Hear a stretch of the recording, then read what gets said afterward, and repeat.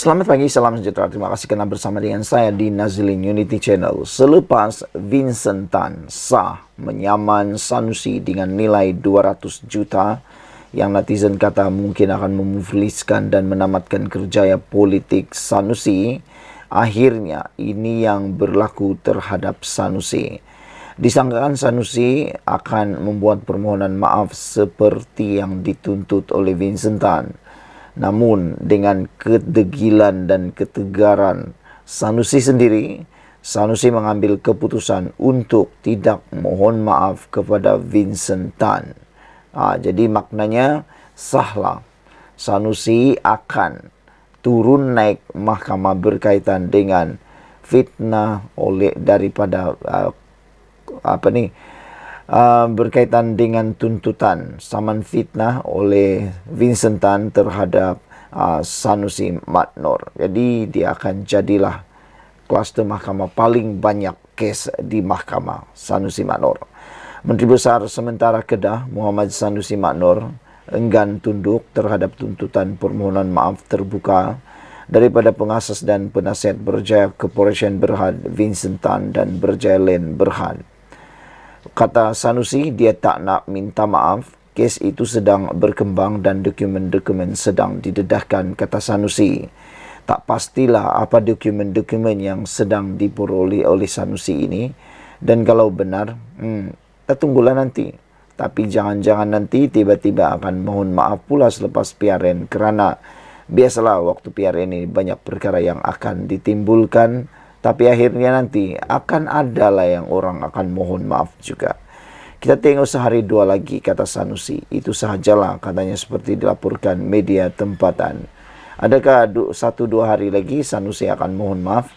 Kerana pilihan raya negeri akan diadakan tidak lama lagi, sehari dua lagi.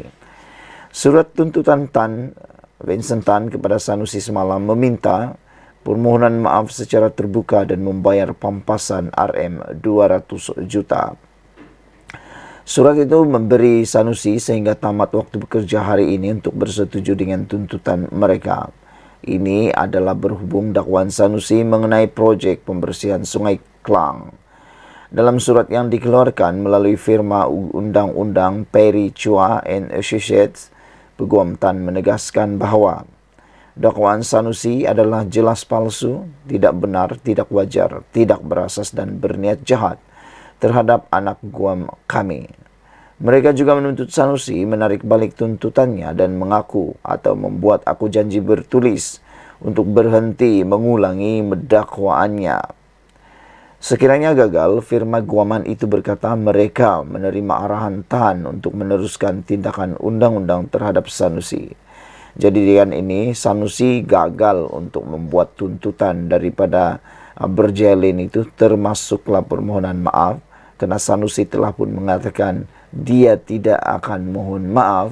Maka dengan ini sahlah Berjaya Land akan meneruskan tindakan undang-undang di mahkamah. Syarikat guaman itu memberi amaran bahawa dakwaan Sanusi boleh dikenakan tindakan di bawah Seksyen 499 Kanun Keseksaan kerana fitnah jenayah yang boleh dihukum penjara sehingga 2 tahun, denda atau kedua-duanya sekali. Oleh itu, anak guam kami berhak untuk membuat laporan polis terhadap anda, kata mereka dalam surat bertarikh 4 Ogos. Sanusi sebelum ini memberitahu Malaysia kini akan membuktikan tuduhannya itu di mahkamah. Saya secara pribadi saya tunggu dan akan tunggu apa yang dikatakan oleh Sanusi ini benar atau tidak. Dan menurut Sanusi, dia tidak mahu memohon maaf kerana Sanusi kata kes itu sedang berkembang dan dokumen-dokumen sedang didedahkan. Kita tengok sehari dua lagi, itu sahajalah, kata Sanusi. Yang menjadi persoalan sekarang oleh netizen dan juga penganalisis politik, pengkritik politik ialah apa maksud Sanusi kes ini sedang berkembang? Adakah maksudnya kes itu sedang berkembang kerana sekadar panas-panas di telinga para pengundi, ataupun memang benar kes itu telah pun mempunyai bukti dokumen yang sedang diperlukan? Tapi pada pendapat saya, mungkin kes ini sedang berkembang, bukan berkembang sebab ianya ada dokumen yang banyak, tetapi kerana ianya sedang viral dan hot.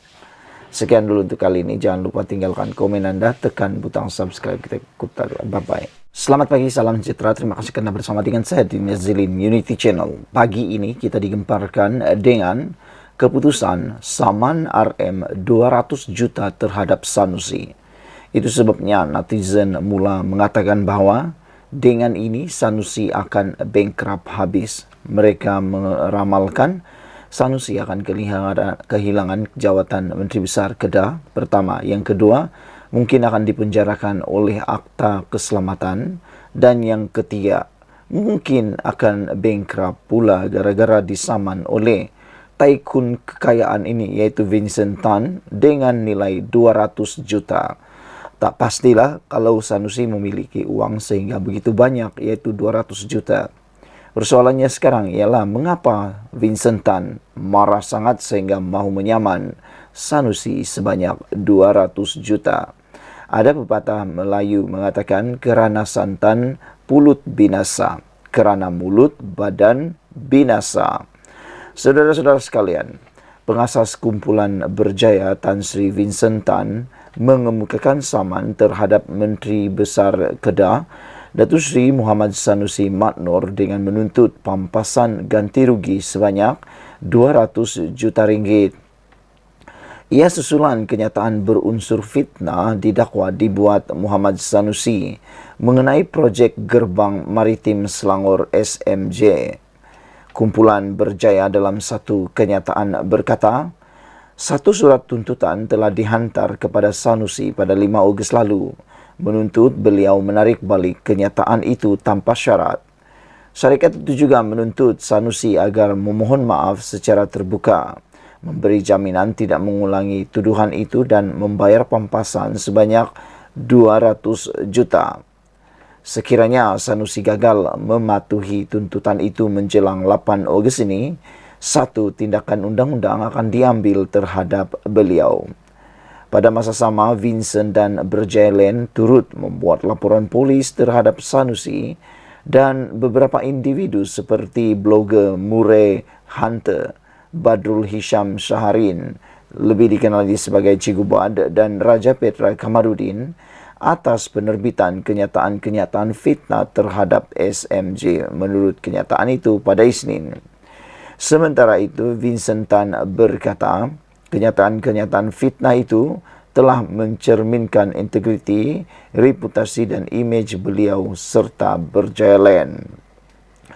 Tuduhan-tuduhan yang dilemparkan ini telah menimbulkan keraguan dan mencetuskan syak wasangka tanpa sebab mengenai usaha perniagaan serta inisiatif kedermawanan yang sah.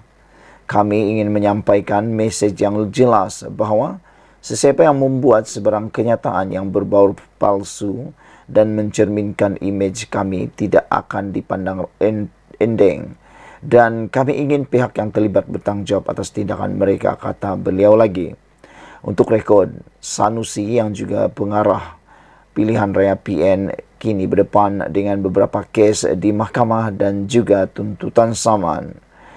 Ini sebabnya ramai netizen mengatakan bahawa Sanusi selepas PRN ini akan digelar sebagai Raja Turun Naik Mahkamah.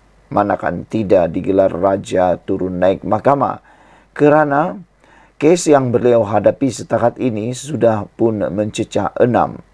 Dan kalau tak silap, ada 6 semuanya. 2 yang sah didakwa di bawah Akta Keselamatan ataupun Akta Hasutan. 3 lagi ialah saman daripada Anwar Ibrahim dan beberapa saman yang lain termasuk Amiruddin. Dan yang terbaru ialah saman Vincent Tan. Sekiranya semuanya ini berjalan serentak, pastilah kini Sanusi bakal akan turun naik mahkamah untuk menyelesaikan kes tersebut. Jadi netizen mula bertanya-tanya, bila masa Sanusi akan dapat mentadbir negeri Kedah kalau dia menjadi Menteri Besar sekali lagi? Bilakah masanya Sanusi akan berada di pejabat, kata mereka, kerana kesibukan turun naik mahkamah? Itu persoalan yang dilemparkan oleh netizen akibat daripada beradanya selonggoknya saman dan kes mahkamah terhadap Sanusi. Pada 17 Julai lalu, beliau didakwa di Mahkamah Session atas 2 tuduhan mengeluarkan kata-kata menghasut, berhubung isu pelantikan Menteri Besar Selangor, dan berhubung penubuhan kerajaan perpaduan dalam satu ceramah. Beliau didapati melakukan perbuatan yang mempunyai kecenderungan menghasut dan menyebut perkataan yang mempunyai kecenderungan untuk membangkitkan perasaan tidak setia terhadap mana-mana raja. Selain itu, Sanusi juga berdepan dengan tindakan Undang-Undang Menteri Besar Selangor Datuk Seri Amiruddin Syari berkaitan ucapan fitnah pada Majlis Jelajah Mega Base sehingga Kedah Sejahtera di dataran Darul Aman Jitra di Kedah. Sanusi mendakwa Amiruddin turut terlibat dalam skandal dengan pengasas kumpulan berjaya Tan Sri Vincent Tan dalam projek pembersihan Sungai Klang. Ekoran itu Berjaya Land turut membuat laporan polis dan mengambil tindakan undang-undang terhadap kenyataan Sanusi yang dibuat secara melulu dan berniat jahat berkait syarikat itu. Ketua Pegawai Eksekutif Kumpulan Berjaya Land, Said Ali Sahluhul Ahmed berkata, pihak syarikat secara kategorikal dan tegas menafikan semua tuduhan tidak berasas ketika Sanusi berucap dalam ceramah pada 2 Ogos di Kedah. Sekian dulu untuk kali ini. Jangan lupa tinggalkan komen anda, tekan butang subscribe. Kita jumpa lagi. Bye-bye. Selamat petang, salam sejahtera. Terima kasih kerana bersama dengan saya di Nazilin Unity Channel. Ada orang kata Sanusi dah berehat. Ada orang kata Sanusi tak hadir ceramah kerana nak berehat dan macam-macam lah dakwaan dan macam-macam lah kata-kata yang kita dengar, termasuklah laporan polis telah dibuat kerana ada mendakwa Sanusi di dalam keadaan yang bahaya dan sebagainya. Rupa-rupanya bukan itu yang berlaku. Ini yang berlaku. Ikuti terus ulasan kali ini. Anda share kepada ramai orang. Sebenarnya ini yang mungkin berlaku. Dinasihatkan kurangkan aktiviti. Sanusi kini disedari adalah liability. Rupa-rupanya macam yang saya kata sebelum ini, oleh kerana kelantangan dan keceluparan, kadang-kadang celuparnya mulut Sanusi ini, menyebabkan beliau terhimpit, terjerumus dalam masalah kepada diri sendiri. Buktinya, 2 pertuduhan pendakwaan terhadap beliau telah dibuat di bawah akta hasutan gara-gara terlalu sembang kencang. Dan ini kali pula apa yang terjadi, Sanusi kini disedari adalah liability. Anda tahu apa maksud liability? Maksud liability itu ialah bebanan kepada PAS Perikatan Nasional. Dengan begitu banyak serangan mudah kepada Sanusi, peluru-peluru yang boleh ditembakkan kepada Sanusi yang percuma sekarang ini, amat dilihat dengan jelas Sanusi kini adalah liability kepada PAS dan Perikatan Nasional. Pada mulanya, berikutan Menteri Besar Kedah Sanusi Mad Noor tidak muncul dalam beberapa program kempen semalam. Konon dikatakan ketidakhadirannya itu kerana faktor keselamatan.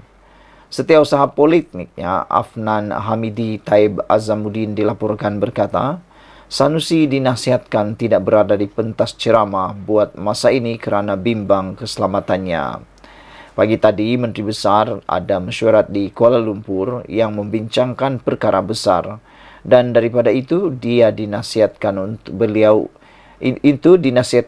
untuk tidak meneruskan ceramah pada malam ini kerana dipercayai ada perangkap yang dipasang oleh musuh. Perangkap itu menghendaki Menteri Besar kita masuk ke dalam itu. Dia pegang dan buat sesuatu yang tidak dijangka.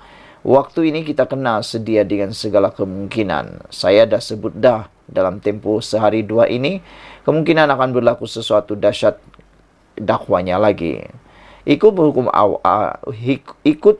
akal, amat tidak logik dan sukar sebenarnya menerima kemungkinan wujudnya suatu ancaman keselamatan terhadap Sanusi. Ini kerana beliau bukan pemimpin yang berbahaya. Sebaliknya, hanya banyak merapu dan buat lawak saja dalam ceramahnya. Pernahkah kita dengar ada pelawak di dunia ini diancam bunuh, hendak ditangkap atau diperangkap oleh sesiapa? Kalau mau dikira, Anwar Ibrahim ketika berkempen PRU 15 lalu jauh lebih popular dan digilai rakyat kemana saja beliau turut berkempen.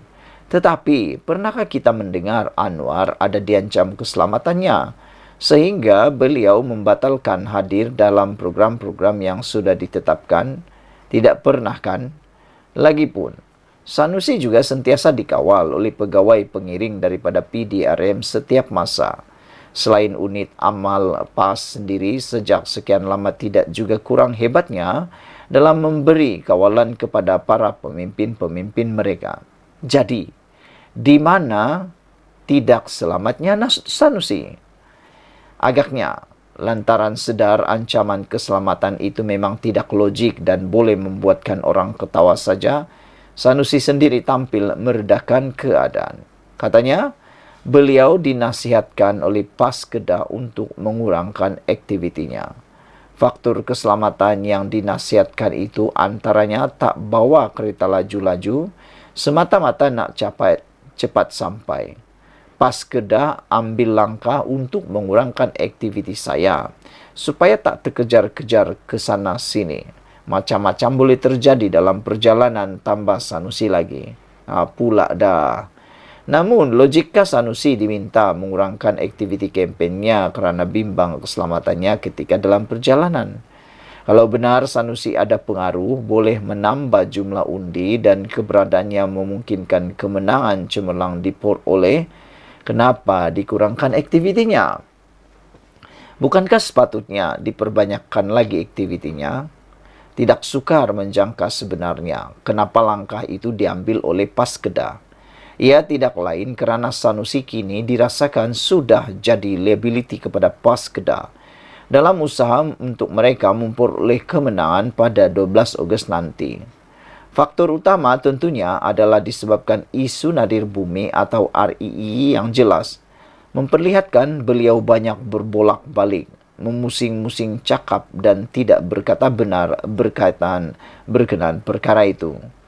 Ternampak semakin ditekan dan didedahkan satu persatu fakta oleh Saifuddin Nasution Ismail berkenaan REE itu, Sanusi semakin terperangkap dan terbelit dengan kepura-puraannya sendiri. Rakyat mungkin terhibur dengan lawak jenaka dan aksi merapu Sanusi. Tetapi apabila berdepan fakta dan kebenaran adalah tidak mungkin rakyat yang waras boleh menerima pembohongannya yang sebelum itu dengan selamba mengatakan beliau tidak tahu apa-apa tentang REE serta tidak kenal sama sekali dengan warga China yang dikaitkan dengannya itu. Faktor lain ialah Sanusi hanya pandai berkempen dengan melawak dan mengata orang semata-mata tanpa menampilkan tawaran atau apa yang hendak dilakukannya kepada rakyat dalam tempoh 5 tahun akan datang. Kecenderungannya hanya menyalahkan orang lain dan kerajaan pusat. Hello bos, sebagai menteri besar dan kuasa ada kuasa, takkan tak habis-habis letak beban kesalahan kepada orang lain belaka pula. Begitulah. Jadi semoga dengan penerangan ini, semoga dengan penjelasan dan pencerahan ini, anda kini mula tahu kenapa Sanusi sebenarnya mengurangkan atau dinasihatkan mengurangkan aktiviti berkempen beliau. Tidak logik untuk dikatakan bahawa Sanusi dalam masalah keselamatan kerana beliau sepanjang waktu ditemani oleh bodyguard. Selain daripada itu, juga tidaklah logik untuk beliau mengurangkan aktivitinya itu kerana untuk keselamatan. Bukankah menurut Sabuddin Hussein ini, bukankah di saat beliau popular lah perlu ditambahkan lagi aktivitinya supaya jaminan kemenangan dalam PRN ini akan lebih terjamin lagi? Menjadi persoalan kita sekarang ialah rupa-rupanya adakah Sanusi sekarang adalah liability besar kepada PAS dan sebabnya Sanusi direhatkan, dikurangkan aktiviti adalah untuk cuba mencari jalan untuk memutuskan ataupun untuk mengelakkan Sanusi lebih parah lagi menjadi beban kepada PAS dan juga Perikatan Nasional. Apa pendapat Anda semua tentang pencerahan dan pendedahan pada petang ini? Sebelum itu, jangan lupa tinggalkan komen Anda, tekan butang subscribe. Kita jumpa lagi. Bye-bye. Selamat petang, salam sejahtera. Terima kasih karena bersama dengan saya di Nazilin Unity Channel. Wah, ini satu laporan berita yang paling hangat sekali melibatkan SPRM. Apabila SPRM sah menahan pemilik syarikat memalsukan dokumen kerja penyelenggaraan lebih RM1 juta. Inilah yang dikatakan tata kelola yang baik apabila SPRM bekerja dengan proaktif, bekerja dengan dinamik dan bekerja tanpa melengah-lengahkan waktu. Ada saja laporan terus disiasat, ada saja laporan terus disiasat, dan kalau layak ditahan, perlu ditahan. Apalagi yang menyebabkan kerugian besar kepada negara. Bayangkan, penyelenggaraan yang palsu ini lebih 1 juta ringgit kalau diedarkan atau diperuntukkan kepada rakyat. Berapakah keuntungan rakyat yang boleh diperoleh? Berapa buah rumah untuk orang-orang miskin boleh dibuat? Tapi karena ketamakan mereka-mereka ini, maka sanggup memalsukan dokumen untuk semata-mata mendapatkan kerja penyelenggaraan 1 juta ringgit. Yang kaya terlalu tamak, yang miskin pula makin kerugian. Suruhanjaya Pencegahan Rasuah Malaysia SPRM Sabah menahan 2 pemilik syarikat kerana disyaki menggunakan dokumen palsu untuk mendapatkan kerja penyelenggaraan berjumlah lebih RM1.1 juta. Menurut sumber, kedua-dua suspek lelaki berusia 40-an itu ditahan kira-kira jam 2 petang ketika hadir di pejabat SPRM Cawangan Tawau semalam. Difahamkan, mereka disyaki menggunakan dokumen palsu untuk tujuan menipu bagi mendapatkan kerja penyelenggaraan di bawah pakej rangsangan ekonomi tahun 2020. Wah, ini semua sewaktu pakej rangsangan ekonomi 2020 yang telah pun diumumkan oleh Muhyiddin Yassin pada waktu itu. Sementara itu, pengarah SPRM Sabah, Datuk S. Karunianati ketika dihubungi mengesahkan penahanan itu dan suspek dibebaskan dengan jaminan SPRM. Katanya, mereka akan dituduh di Mahkamah Session Tawau mengikut Seksyen 471 Kanun Keseksaan pada Rabu ini. Saudara-saudara sekalian, apa pendapat kamu tentang isu kali ini? Pendapat kamu lah kan, orang-orang yang tamak haluba macam ni, sudah kaya, nak kaya lagi tapi dengan cara yang salah. Apa pendapat kamu semua? Pada pendapat saya sangat setuju dengan tindakan SPRM ini mengambil tindakan yang sangat agresif dan proaktif. Saya berharap dengan kepimpinan Datuk Seri Anwar Ibrahim yang telah pun mengisytiharkan perang terhadap rasuah, perang untuk menghentikan rasuah, maka dengan itu SPRM akan lebih aktif dan kalau boleh ditingkatkan kerja keras mereka ini supaya tata kelola negara yang diimpikan oleh Datuk Seri Anwar Ibrahim dan seluruh rakyat Malaysia dapat dilaksanakan dan bukan hanya tinggal angan-angan belaka. Negara ini kalau ditabir dengan baik, negara ini kalau ekonominya, uangnya digunakan dengan baik, tanpa ada ketirisan, tanpa ada penyelewengan, tanpa ada guna kuasa, salah guna kuasa, saya yakin rakyat Malaysia, negara ini adalah negara yang kaya, makmur, diberkati Tuhan. Tapi oleh kerana tindakan 1-2 kepala, 1-2 perut, 1-2 pikiran yang tamak, mereka sanggup melakukan apa saja. Semoga dengan tindakan yang berterusan daripada Anwar Ibrahim bersama dengan penguatkuasaan seperti SPRM dapat membantu Malaysia ke arah yang lebih baik. Ikuti terus ulasan selepas ini. Selamat petang, salam sejahtera. Terima kasih kerana bersama dengan saya di Nazilin Unity Channel. Disahkan hari ini, belum pun pilihan raya, belum pun mengundi, belum pun buang undi, belum pun pangkah undi, belum pun buka pusat mengundi, sudah disahkan. Pakatan Harapan Barisan Nasional sudah peroleh majoriti muda di Selangor. Itu pendedahan daripada Amiruddin, Menteri Besar Selangor yang sementara. Sebelum kita teruskan ulasan hangat menarik pada petang ini, jangan lupa anda tekan butang subscribe dan tekan butang like untuk menimbulkan suasana. Saudara-saudara sekalian, dengan ini, dengan pemberitahuan berita ini, dengan pemberitahuan maklumat ini, ianya pasti akan mencungkil hati ataupun mencungkil perhatian, menarik perhatian daripada parti pembangkang khususnya Perikatan Nasional dan pengerusi Perikatan Nasional Muhyiddin Yassin, juga tentera Perikatan Nasional yang dikatakan pahlawan Perikatan Nasional yaitu Sanusi Maknur, dan juga paling penting sekali Azmin Ali kerana berada di Selangor.